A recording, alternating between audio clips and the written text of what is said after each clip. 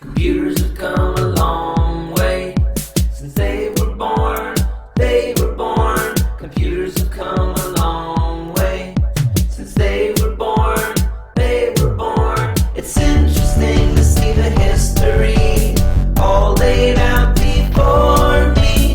Microchips and gigahertz, silicon and Moore's law. Computers have changed the world, and it all started in Silicon Valley. So come on down and see Silicon Valley Innovation Gallery. The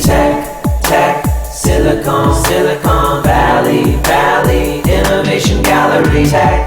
Tech Museum, ooh, in San Jose. The Silicon Valley Innovation Gallery. Tech Museum, ooh, in San Jose. Go there now.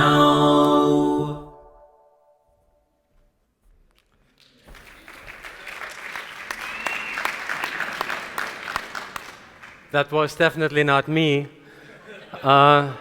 Even if you said everybody can sing, I don't think I can sing. This is Jonathan Mann. He is an entrepreneur in Silicon Valley, and he produces one song a day. So he has a big company of 2 people and produces one song a day. He became famous recently when Apple had the problem with the iPhone 4 and with these antenna issues. He created a song about the antenna issue. So just go online, watch it. It's one of the best songs I've ever heard.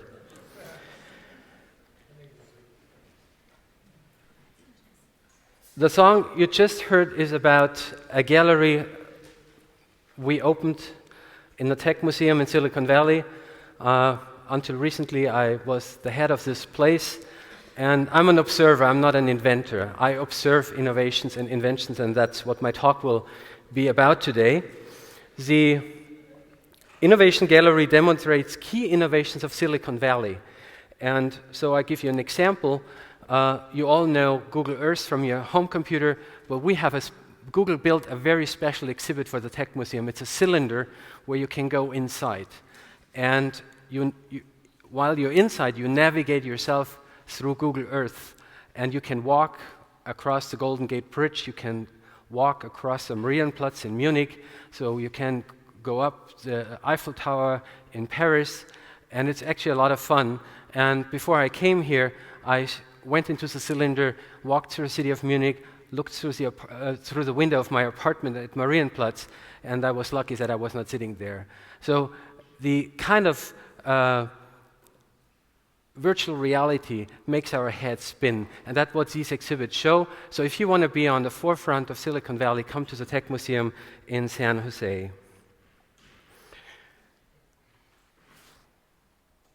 This is a historical photograph, was taken about 15 years ago. You may recognize a few people, at least Steve Jobs here, but there are others, and these people, they all represent companies with worldwide recognized household names like Cisco, HP, etc. And why do I show this photo? It's very interesting that 15 years ago, this is about the average age of these very famous people who founded these big companies in Silicon Valley. If we would do a photo nowadays, these would be kids between 15 and 25. That's the Zuckerbergs and all these young innovators nowadays. That dropped the average age incredibly. I'm sorry, I don't have a photo of those ones. It's not been taken yet, but maybe pretty soon. So that's a very interesting phenomenon in Silicon Valley. innovators getting younger and younger. At the museum, we had an event this weekend. We had kids there. They all call themselves hackers, and they really hack programs, and they're between 10 and 15 years old. Got a big show on NBC, and quite interesting that these young people now starting, they develop in the museum in one day one application for the iPhone. So they're really smart and fit. So people getting younger and younger who do these big innovations. If you want to find out what's going on in Silicon Valley, you have to go to Buck's restaurant, by the way. So this is not advertising for Buck's, but James is here, he will talk to you later.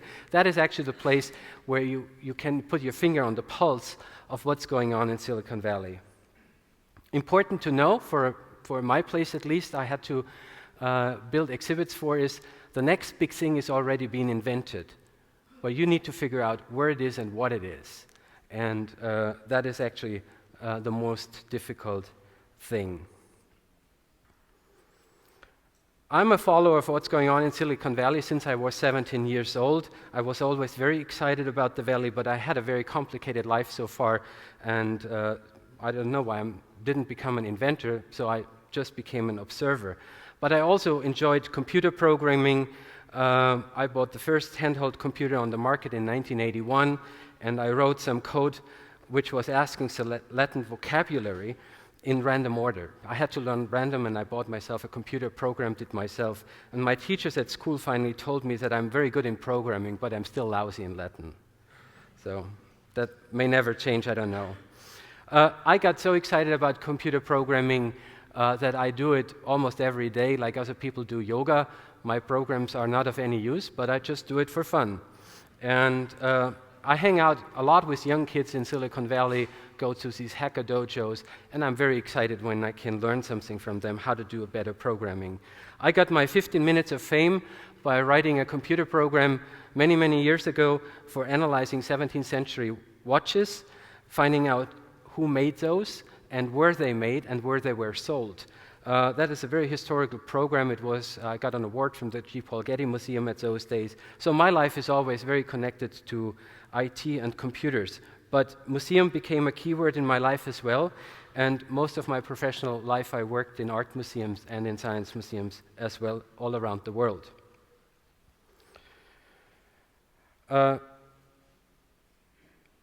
After being in the non-for-profit world now for almost 30 years, I decided I want to become an entrepreneur myself. And I have a couple ideas, and now I'm looking like everybody else in Silicon Valley for funding and getting the idea somehow going. So I'm really trying to do this and to understand how Silicon Valley works in all its details. For the Tech Museum, and that's basically explaining how museum in Silicon Valley works. I'm trained as an historian. I'm an art historian. I know my histories. And that's how we explain stories, or how we explain objects here in the museums in Europe. In Silicon Valley, nobody is interested in the history of objects. They're all interested in the future, and therefore we're running this place with futurists. We have committees of futurists who look into the future. Interesting enough that the methodology is almost the same like what historians use, but it is a very forward-looking approach. And when the museum was built, first of all, this is 30 years ago, they tried to make it a historical place because they saw all these big innovations which happen in Silicon Valley, they need to have a home. But the founders, like here Doug Engelbart or Steve Jobs, they said, no, we don't want to talk about history. We want to look into the future. So this museum has a very, very different concept than many others, and some examples I want to show you. You see here Doug Engelbart. He is the inventor of the mouse, and I show you a 1-minute clip out of a 2-hour movie, and just watch it first, but maybe some ideas. This movie shows you what we know now from Skype. This movie shows you how word processors work with paste, copy, and cut. This movie shows you how a mouse works. So let's get started. Device called a Throughout the gallery, videos of more device called a mouse, a standard keyboard, and a special key set we have here. And we're going to go for a picture down in our laboratory in Menlo Park and pipe it up that'll show you from another point of view more about how that mouse works. Come in, Menlo Park. Okay, there's Don Andrews' hand in Menlo Park. And in a second we'll see the screen that he's working and the way the tracking spot moves in conjunction with movements of that mouse. I don't know why we call it a mouse. Sometimes I apologize. It started that way and we never did change it. Right? As it moves up or down or sideways, so does the tracking spot. And the principles for its operation are quite easy to see. If you'll turn it over, Don. Can you hear me, Don? Would you turn it over and we'll see, right. Its principle is that there are two wheels that roll on the surface.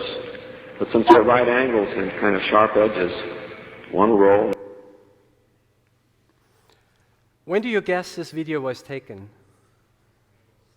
60-something? Yeah, around the time when the first astronauts landed on the moon. And that was when Steve Jobs was about 10 years old. This movie shows you the mouse, video conferencing, email, hypertext, word processing, object addressing, bootstrapping, all kind of a real-time editor for several people at the same time. So very modern for those time. I don't think that Doug Engelbart knew that this is going to be the next big thing. So that's why I'm bringing it up. Sometimes there are innovations and nobody knows how far they will go. Definitely Apple has moved with their equipment this to the next level. So this video was taken, and you were right, it was taken on the December 9th in 1968.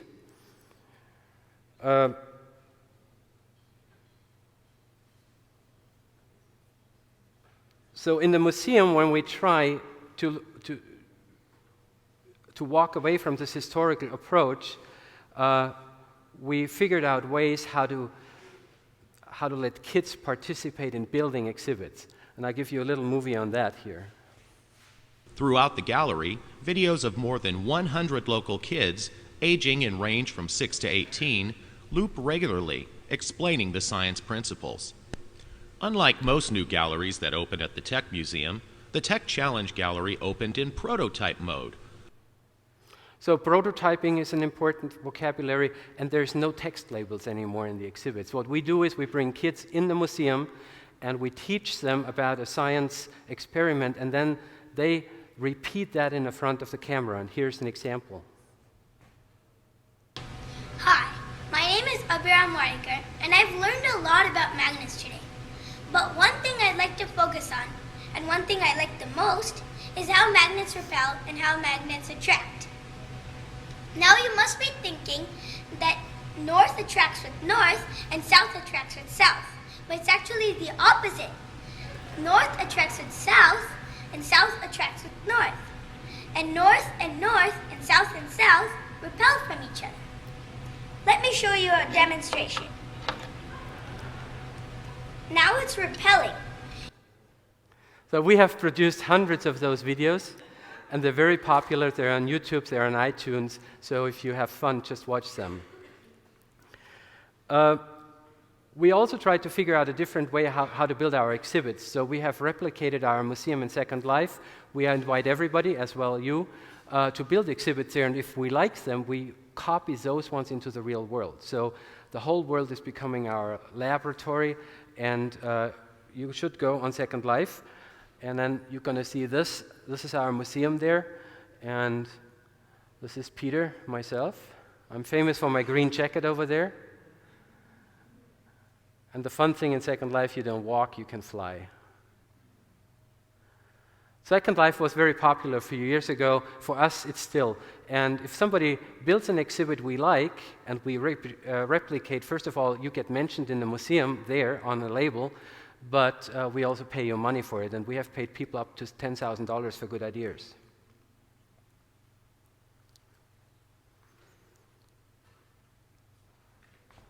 The museum is also used for very creative parties. So Apple executives, they rent sometimes our museum because nobody expects them to be there.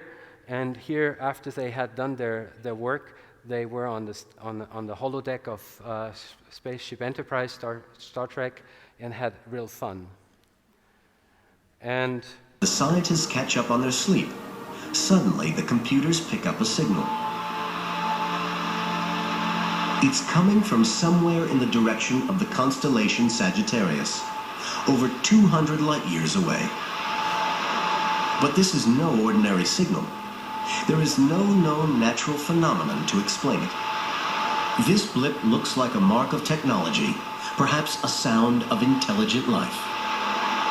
It lasts for 72 seconds and then goes silent. so there is also an institute in Silicon Valley which looks for extraterrestrial life. They have 30 big antennas. It's a multi-million-dollar endeavor. I'm bringing it up here because I think something like this can only happen in Silicon Valley. These are very forward-looking people investing in something nobody else would ever believe that there's going to be a result. And very often that just turns out to be the right thing to do. That's a very Silicon, for me, as being an observer coming here from Europe, I cannot imagine that there's any other place something like that could ever happen. So far, they haven't found anybody. I don't know. I think we should be happy about that. In the museum, we do a lot of parties. This is Steve Wozniak with his wife. He just celebrated his 60th birthday. So we're very connected with the fun people in Silicon Valley, the big inventors. They all come to our place. And on the weekends, then we play Segway polo. There's Wozniak again in the middle. So we actually play world championships. We go everywhere with these segways. You know, it's a lot of fun. It was my favorite equipment to move around everywhere. When I meet the mayor of San Jose, I go there with a Segway. He's always looking at me like this, you know. But we also show modern technology. Here, my lovely wife, but a Tesla car. So we've had the car on show already in 2006, and everybody in Europe was smiling about the technology. And if you talk here nowadays with the big companies, they're all building now electrical cars. We've been driving them since 5-6 years almost there. It's a lot of fun to have these products in a very early stage in a museum, and then the people come immediately. They want to sit in it, they want to try it. That's a fun place. We also created an award series to let the whole world participate in Silicon Valley. It's called the Tech Awards. So every year we invite 15 people who had great ideas, and we give them an award. It's the biggest event in Silicon Valley. I make you one example. We had an Indian person who combined a solar cell with an LED light, and all of a sudden he put a business model behind it with a bank. Overnight, he electrified a very small city with that. And those kind of people who bring change, who use technology for these poor areas in our world, we give these awards. But we also have every year a global humanitarian award winner who gets rewarded for his philanthropy. So we had Bill Gates there. We had last year Queen Rania. This is a special photo I love a lot. It's nice how we do hand-holding, right? No, she was great. She gave a great speech, and she was a fun person at the museum. And I think we could help her in her country to change how science museums are done there, and she helped us a lot in our place as well. I'm running out of time, but I need a couple more seconds. We had an exhibition on Leonardo da Vinci, so this is a painting of one of his pupils, and then the director of the Museo degli Uffizi in Florence came with his old water level, and I said, no, in Silicon Valley, we use the iPhone to level beautiful girls, you know? So that's what this is about. If Europeans go to Silicon Valley, the visit always starts on a historical approach. This is the HP garage in Palo Alto. If you talk to a Silicon Valley person, they normally do not even know where that is, but the Europeans do. So this is a different cultural approach. It has of course, has a label. It's called the Birthplace of Silicon Valley. So whenever you go to Silicon Valley, don't miss that. This is a tech museum from...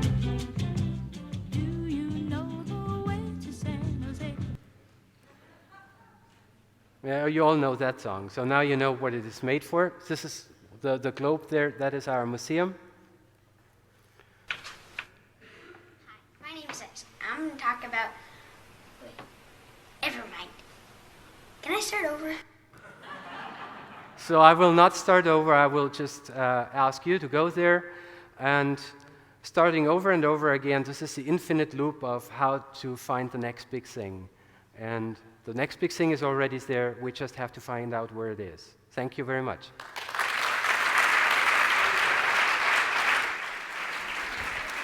Thank you very much.